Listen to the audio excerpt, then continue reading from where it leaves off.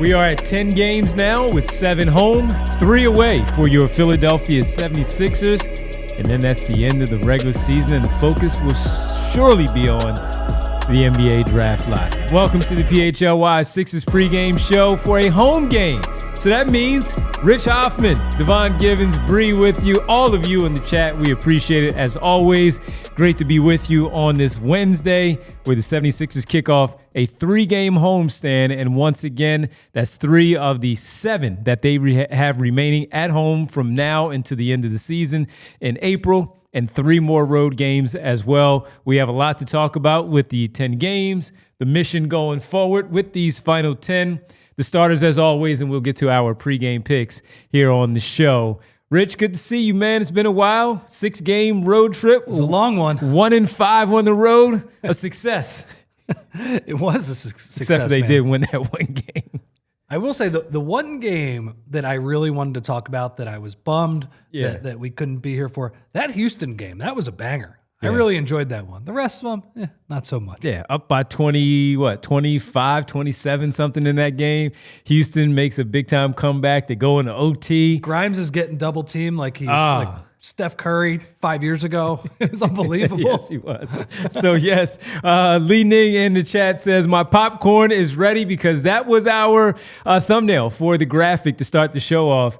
A big-time one tonight. The 15-win Washington Wizards are being hosted by the 23-win Philadelphia 76ers. So a barn burner in South Philly to start things off. But most importantly, it's a big game tonight here in Philadelphia. And there's another big game in Brooklyn with the Raptors taking on the Brooklyn Nets. Huge one. That's another huge game. So the Tank Watch will update you on that one a little bit later as we play things out in the postgame show. But Rich, the final 10 here, man, 7 home, 3 away, and it's not an easy schedule. I mean, look, we start off with this one. They'll probably win this game. But look, I've watched Washington, had to, just kind of see what's going on. They are competitive. They do compete. And they do go out there and they give their all. Now, they are resting 7 players tonight, 4 of which are important. Chris Middleton, Marcus Smart, who have brought some leadership and some respectability to the locker room. Bilal Coulibaly, some age to the locker room. Yeah. Bilal Coulibaly is also out tonight. And there was one more. I don't have it right in front of me. I guess I could check it and update it just to see. I can look at it. One there's important a few one. more guys that are out. One that's really Kispert's out. Yes, Kispert. That's the fourth one that was important. He's out. So with that one, you have a few guys on their side, but the Sixers, Quentin Grimes is back. Now, I know Justin Edwards has been playing well. We'll talk about him. We'll talk about a few others. But Grimes is, in fact, back tonight. Jalen Hood-Schifino is out because of an injury tonight, so he will not play. But an interesting one here that's in front of us where we want to see the Sixers, of course, build up those L's and get to loss number 50 tonight. Unbelievable, right? Get the loss number 50 tonight. But it's going to be against a team that, while they do play hard, they're also missing some talented players on the other side. Not a lot of talent from this team. I think the Wizards have been fortunate that they've avoided infamy, because they were tracking to be one of the worst teams of all time. For a minute there, they were looking at those 1972-73 Sixers. Is that the right year? Yep. Is it the Fred Carter? That the 9-win or the 10-9 win? That was the 9-win one. Obviously, we know about the 10-win. The 10-win one. That was a little more recent. During the rebuild. 2015-16. But a lot of teams around the league are tanking, Devon. And, I will say, though, they beat Denver on the road a couple of weeks ago in one of the stranger results of the year. So it's not like Washington's just getting wins from them. I have been doing a little bit of reading over the past few days, and it feels like tanking has become more of a storyline nationally, and not really the Sixers. They're not really the ones who are getting blamed. I think it's more Toronto and Utah, in part because those are the teams that have dealt with fines. Or I don't think Toronto actually did get fined. But they did not. But they have been resting players a bunch, and they have been doing the obvious tanking of either resting somebody like Emmanuel Quickley, or, okay, Scotty Barnes, you're an all-star, you got to play, but not in the fourth quarter, you don't have to. It has been an interesting thing where a lot of people, I think, have taken notice of it. The NBA has pushed back against it. Well, if it's on people's minds, I think tonight in Philadelphia and in Brooklyn tonight, it's not going to leave people's minds. Well, our good buddy Jake Fisher, he wrote a book about the tanking and all that, how to lose, in the NBA and all that stuff. Toronto tonight, just to Rich's point, tonight, Emmanuel, quickly, since you brought him up, out. Rest tonight against the Brooklyn Nets. Out for the Brooklyn Nets. Cam Johnson and Cam Thomas tonight. Thomas is out because of a hamstring strain. Cam Johnson, rest Yeah, for the Brooklyn Nets. So everybody's diving right into it, and the fines be damned, if you will, and they don't care. It just doesn't seem like they care. And look, the 76ers, we'll get to some updates that Kyle has from the arena on the Sixers 2 All-Stars and Joel Embiid and Tyrese Maxey. But right now, dealing with the injury with Tyrese Maxey with the finger. Joel, we know he's shut down for the remainder of the season. The same for Paul George. This is just what it is. And look, this is part of the problem where we were with the Sixers early on.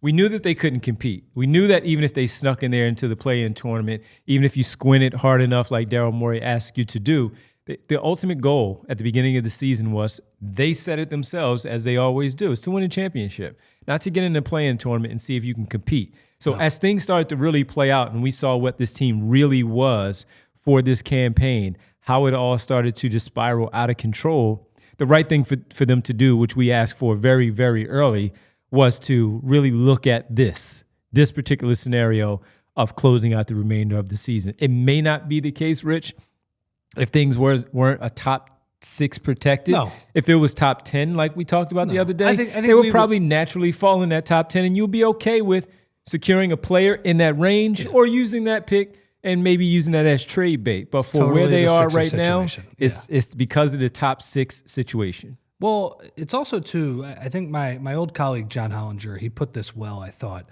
in that, okay, you can fool around with the lottery odds, right? And you can change some things. You can maybe flatten them out a little more, or, I've seen some other crazy suggestions that I actually don't think would work. Have you heard about, after the All-Star break, counting the wins as losses? That just wouldn't work. Yeah. It would just create a million other different problems. Right. But as he has pointed out, it's not just that teams are incentivized to lose, but there's nothing to play for. They're not incentivized to win, because regardless of whether the Sixers had these odds, they're out of the playoff picture. So, right. Resting somebody like Tyrese Maxey for next year, that makes sense, right? Get your finger back together. And I believe there was a same for George.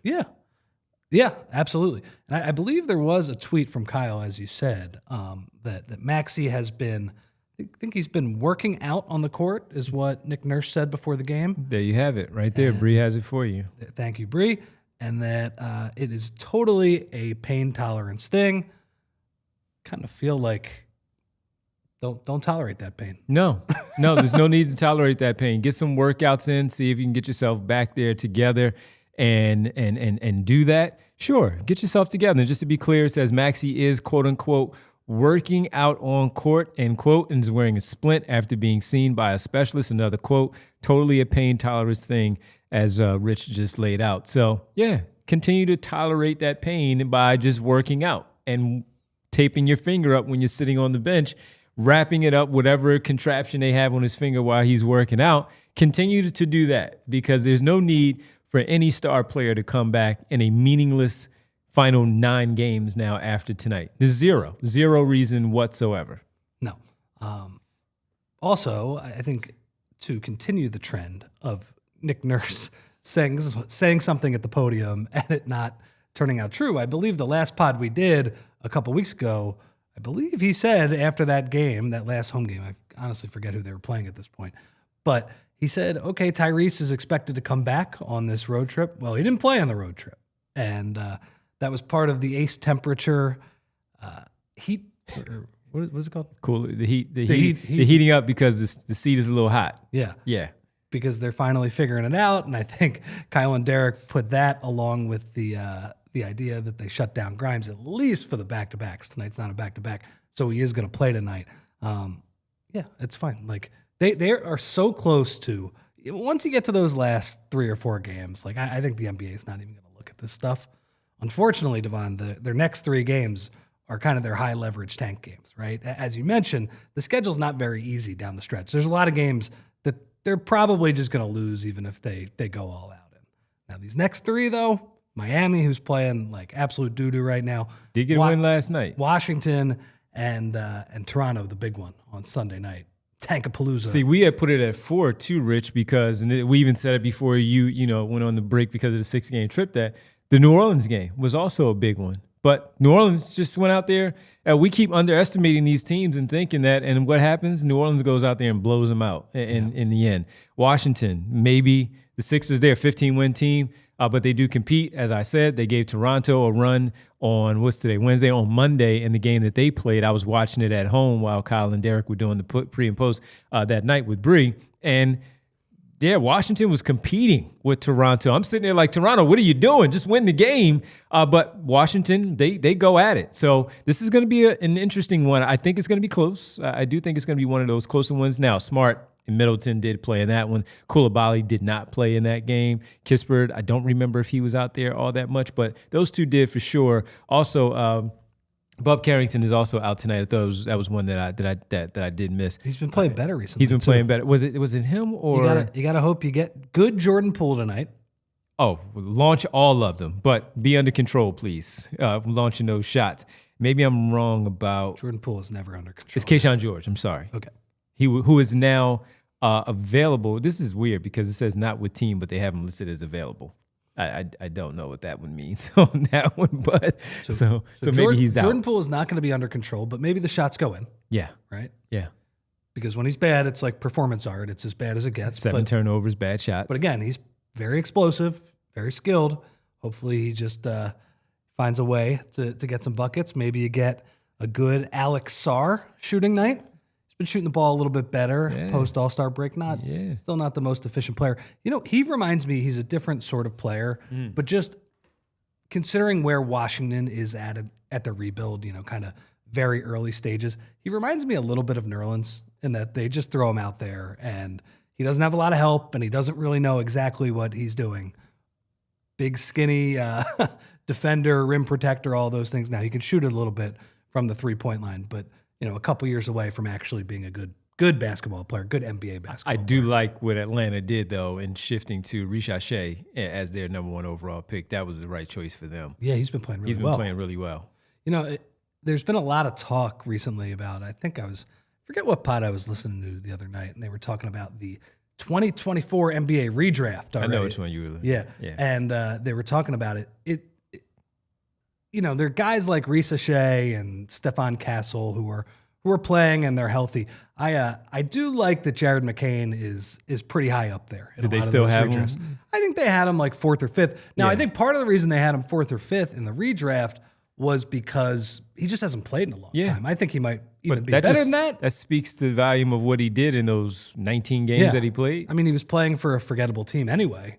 He was really one of the only pospositives at that point. It's kind of good that he's down too, because they'd probably be out of this thing right now. Oh yeah, he'd be winning them some games. Yes, he would. 100%. Jared, oh man, he'd be cooking. Yes, he would in these games. Yes, he would. By the way, I mean the one guy you're talking about, he's out in LA, so he was big on the Sixers drafting him, even though some were not, because he saw him in high school and saw him, scholastically, and then saw him at obviously Duke, going on to Duke. So I watched him a little bit. Yeah, I didn't have the high school. I didn't watch Jared in high school. I did watch him a little bit at Duke though. He was shooting it pretty well in the tournament. Did not shoot it well, I think, in the Elite Eight loss to NC State last year, but had a good tournament and Duke had a good run. He had a 34-point game in the tournament. Yeah, James Madison, I think it was. Yeah, he was cooking.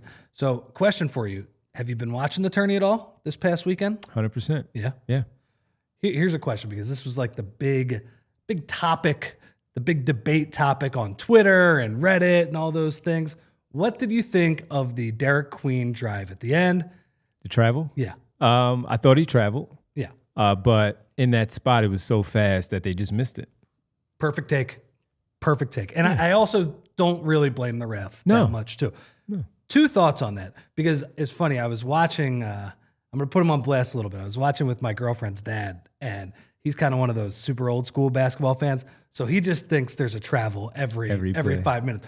There are a lot of young people on Twitter that think they're a travel every 5 minutes.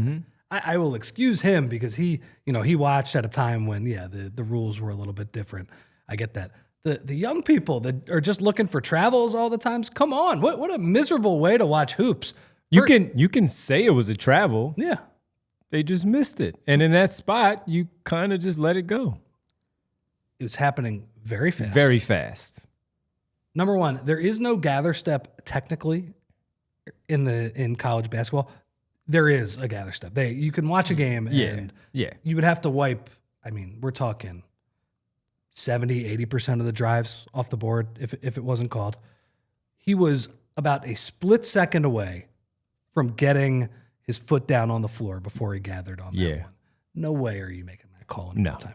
No. He's a good player, man. He is. So, and look, we were going to talk about this later on in postgame and certainly on Saturday and Sunday when Rich and I are together for the back-to-back games here in Philadelphia that the Sixers have, Miami and Toronto. Big game on Sunday against the Toronto Raptors. We're going to talk about that because Queen out there is going to win and have another game. Well, we're going to see the one more game. It's just a matter of how many more will he have. We want to talk about it. So yesterday, Derek on the Daily Spin got the 6th overall pick. So Rich will do the pick tonight, as always, in postgame, but got the 6th overall pick. And the question was, someone asked, would you trade it? Could you trade it? Things of that nature. But Derek got it at the end of the show.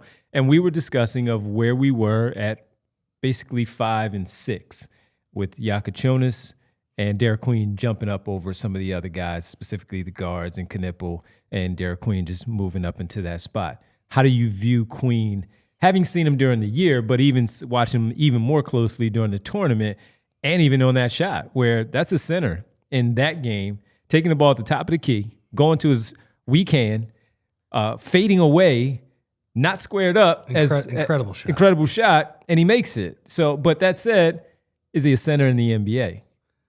That's the question. I think the upside with him is pretty high. The stuff he can do as a face-up big man, even with the long sleeves. I know Kyle called him Sammy Sleeves the other night. Sammy Bradford. Sleeves. Yeah, I'm out. Huh? I'm out on the long sleeves. All right. Well, I don't. Got to change that, buddy, when you get here. Might be faster. There might be like a little bit of drag. He might be more aerodynamic if you take those sleeves off, Derek. But yeah, he's very talented as a face-up big man, right? He's got a lot of good moves, a lot of spin moves.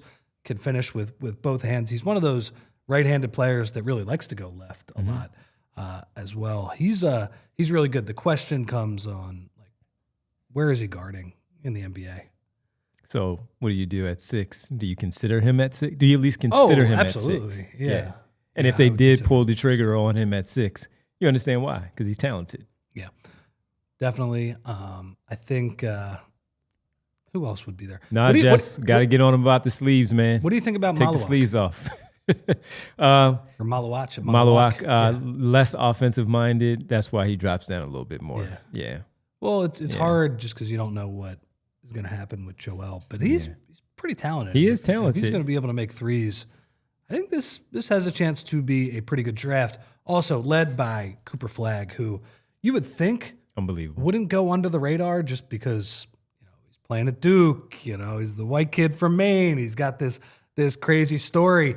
He's been famous for a few years now, right? He showed up in the his junior year, man. Yeah, and he dominated in high school, and he showed up at the USA basketball practices playing for the select team, and he was actually pretty good apparently. Now that wasn't filmed. He's gone under the radar. He is an awesome number 1 pick, which is, again, that circles us back. He's kind of boring to that point because he's been on the radar that long. Now, we've seen it. He does everything We've seen it so many years where number 1 picks are unanimous for months and years. For whatever reason, his is just really, really quiet right now. Really quiet. He just goes out there and does what he does. He is so good. And it's wild. You're right. I think maybe it's because he does have a little bit of a boring personality. I will say, like, he does talk a little bit on the court. Oh, on the court he does. And he does that, yeah. But for whatever reason, it hasn't gone beyond the college NBA sort of bubble. He is fantastic. Is it because the college game isn't what it used to be anymore, where all of that, even though it is March Madness right now, and we should be talking about it, and people will once they advance to the Elite Eight and maybe even to the Final Four, they will be talking about him. He's on commercials. We've seen him. He's doing that. Got some good NIL money.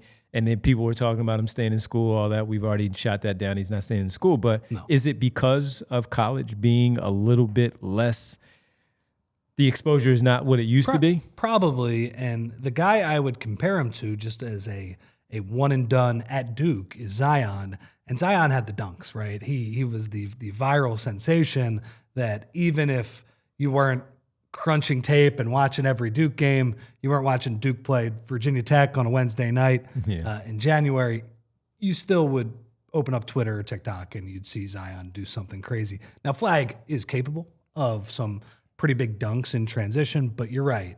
He does have a less flashy game than that. I don't know. Yeah, and I wonder if it's, I'll even throw you another Duke guy who was a one and done. His season didn't start until I think it was like late December in the Garden because of an injury. Jason Tatum, where his season started late and not a lot of people were talking. He wasn't a unanimous number one, but he was going to be a lottery pick. He was going to be a top 5 pick. He eventually jumped up to be in consideration for that number 1 overall pick, especially if Boston had kept it. And we know what happened then with the trade and Markelle Fultz and all, but his was quiet. His was really, even as a top 3 pick, it was really quiet. So I kind of, the Zion one is good. The Jason Tatum comparison is also one that I find really interesting. I don't think we knew Tatum was going to become this type of player. He was just more of a top 5 controversial draft pick. In retrospect, he was the more sure thing. Yeah. He had size, he had shooting, he had ball handling. I do think Flag is along those lines where he's pretty safe, man. I think he's going to be.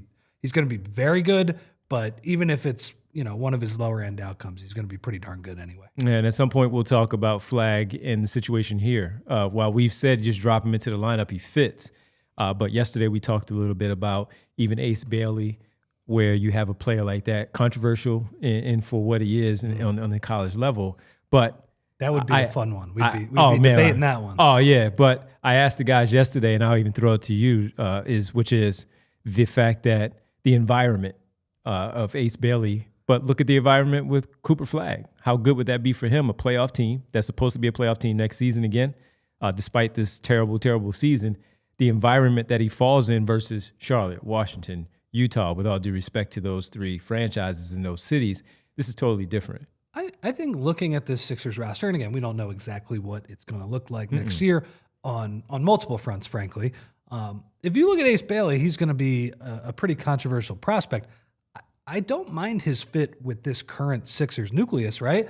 The guy who you would say, I'm not sure it's quite as good of a fit, we might have to move some other pieces around here, would be Harper, because they have all of these guards. Interesting. They have these 3 guards already. Like, I feel pretty good if they can re-sign Grimes, and they better re-sign Grimes. If you go into next year with Maxey, Grimes, and McCain as your 3-man backcourt, obviously sometimes you play 4 players in your rotation as guards, but in general, play 2 of those guys at all times. Feeling pretty good about that. Let's take a look and see what it looks like, how Grimes fits with both of those guys. If you add Harper in there, then it's exciting. Like, look, you have a lot of good players, and you can figure it out. I wouldn't mind if they just put him in there and said, we'll figure this out at a later point. Yeah, we'll see who fits and who doesn't. Bailey, 6'10", man. Play him at the 4. Just drop him in there. I feel like that would be okay. Yep. Now, I'm not sure he'd be ready to actually contribute, but if he was, less positionally, pressure, it wouldn't Rich. be a problem. Less pressure. He's got 3 All-Stars in the lineup. You would hope that they're hungry after this season. Yeah. Less pressure for him. Just go out there and fit in, and you'll find a way. Yeah. They'll find a way. Absolutely. And look, we just went on a nice little run there, just different conversation about the draft, the prospects, tonight, the mission in itself with these final 10 games, man, of what this is supposed to look like. Rich, they're not going to go 0-10 in these final 10. No. The mission is to just simply keep pace with Brooklyn and Toronto for where they are right now. The good news is I am not working in the Sixers analytics department, but I can tell you this, Devon. One of Brooklyn or Toronto is going to lose tonight. Good call by you. So you will keep pace with one of them, even if you do win. This would be a big one to get. I mean, it's ridiculous to say because we are just inverting the entire standings. Where you say the other night when they lose in New Orleans, you say, "Man, that was a good one to get." It's so ridiculous. It is ridiculous. All right, let's get to the starters. It is ridiculous. So yeah, man, just before we get to the starters, though, I wanted to bring this point up about Joel Embiid that Kyle also tweeted out a little bit earlier, where Kyle talked about Nick Nurse talked about what was going on right now with Joel Embiid. Some people were asking about it on our show yesterday. Nick Nurse told reporters that Embiid's consultations with specialists are wrapped up, and a final decision/action on what they're doing, i.e. his knee, should happen, quote, soonish for Joel Embiid. Do you have anything off of what that is? It means he's done for the season because we already know that. But the point is, people are asking about why is there no surgery? What's the point of what they're doing going forward? How does it all look? Just your thoughts. I don't know what that answer is going to be. You know, I'll be interested to say, like, again, when he got shut down for the season, Devon, the thing was, you know, people would always say, get the surgery. There wasn't an obvious surgery to get. He probably would have already gotten it. Mm-hmm. So I don't know exactly what this answer is going to be, but curious to see what they came up with. Will it be transparent? Probably not.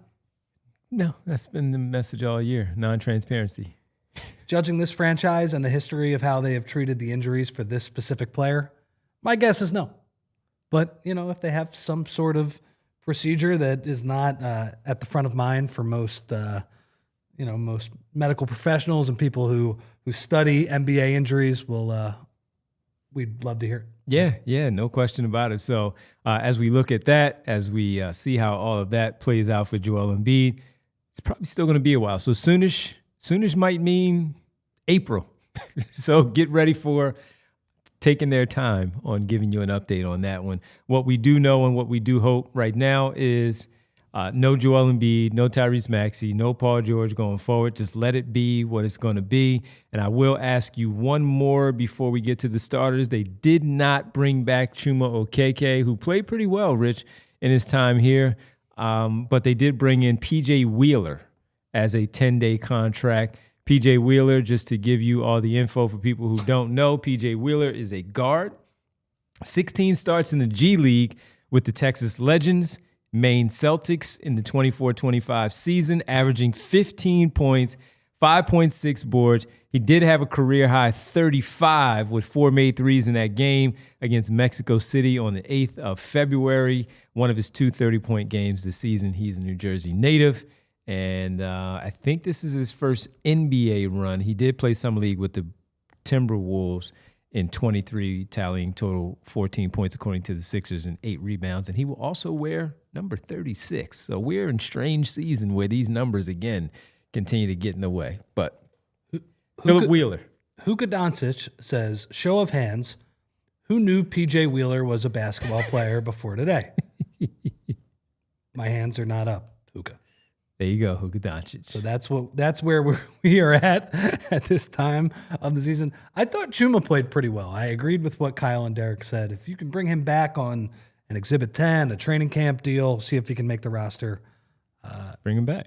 Yeah, I thought he did some positive stuff, even though, you know, again, he wouldn't be in the rotation if this team was fully healthy. But I thought he made the most of his opportunity. And he had 2 10-days already, one earlier in the season, this one that he just finished off. So if they were going to offer him anything, it would have been a contract for the remainder of the season, correct? Because they can't give you 3 10-days. I think that's the rule. You can only get 2 10-days, and then they have to make a decision on if you're staying or not. So that's it. So they've seen enough. We'll probably learn about him tonight. I was actually Googling his name, and PJ Wilhans came up first. So that's not good. Well, good for him. He's in the NBA. We'll see what he does. We'll see what he does for these 10 sure games here. Bree, let's get to the starters here. Run through these pretty quickly. Yabusele, Ricky, and Justin Edwards. That's your front court with Jeff Doughton and Quentin Grimes. I don't know if this is a new starting lineup, so I have to check. I'll go look at the team notes and see if this one is the starting lineup that has started already this season. If not, this will be 49 for their starters on the year. So we'll see that. See how that goes. Let's get to the pregame picks. Run through these pretty quickly as well. A pregame pick segment brought to you by Bet365. Download the Bet365 app. Use code PHLY365 when you sign up, whatever the moment's never ordinary at Bet365. Bree, let's run through these. Plus 375. Got Gershon. I went with one of yours. 1.5 threes made, so we need 2 tonight. With Alex Sarr, I didn't go with points, but I did go 1.5 blocks because we know how the interior defense does against Sixers players. So I went 1.5 blocks for Sarr, 1.5 threes made for Gershon Yabusele. Folks, if you want to add a third leg to that parlay, you can get a 30% profit boost at Bet365. So I would encourage you to do so at Bet365 when you go sign up. What do you think of those? I'm surprised it was all the way up at plus 375. Which is why I took it the way that I did. It's like, huh? All right, I'll take this. We made some money in the last 2. See, everybody, Gambling Givens, he's letting you know he could get that wrong a couple of times and still make you money. So, just saying. There you go. There you go. Make sure, again, download the Bet365 app. Use code PHLY365 when you sign up, whatever the moment. It's never ordinary at Bet365. Must be 21 plus and physically located in Pennsylvania. If you or someone you know has a gambling problem and wants help, call 1-800-GAMBLER. Larry K says, who picked that parlay for you? I did, Larry. You did. I've been on a roll these last 2. Got these right. And Jess says she's tailing it again. Jess made some money the last time. She's going with it again. Maybe she'll even add the third leg for a 30% profit boost there at Bet365. All right, that'll do it for us. Rich and myself and Bree will be back after the game. Rich, I do ask you, as always, how do you feel about this one? I think this is a win. 6-game road trip, come home? I think it's a win. I think it's close, but I think it's a win, which is a loss at this point of the year, unfortunately. You need Brooklyn to win on the other side. Mr. PJ Wheeler, though. Yes, PJ Wheeler. Let's see if he gets some run. Let's find out what Mr. Wheeler's all about. Marcus Bagley played in the last one. Maybe Mr. Wheeler gets some run here tonight. Also, make sure you check out what's going on with the Nets and the Raptors in Brooklyn. Go Nets tonight. Normally it's Go Raptors. It's Go Nets tonight. We'll be back to Go Raptors on Sunday when they're in Philadelphia taking on the Sixers to beat the 76ers. All right, folks, that'll do it for us. We saw some things going on with Will Smith, too. I don't know if he's ringing a bell or anything, but the Sixers did post some stuff out there for you. Let's see what happens. Go get jiggy with it tonight while you watch the game. All right, everybody, we'll be back after the game. We'll talk to you then right here on the PHLY Sixers Postgame Show presented by Bet365. Enjoy. We all silly like the mayor.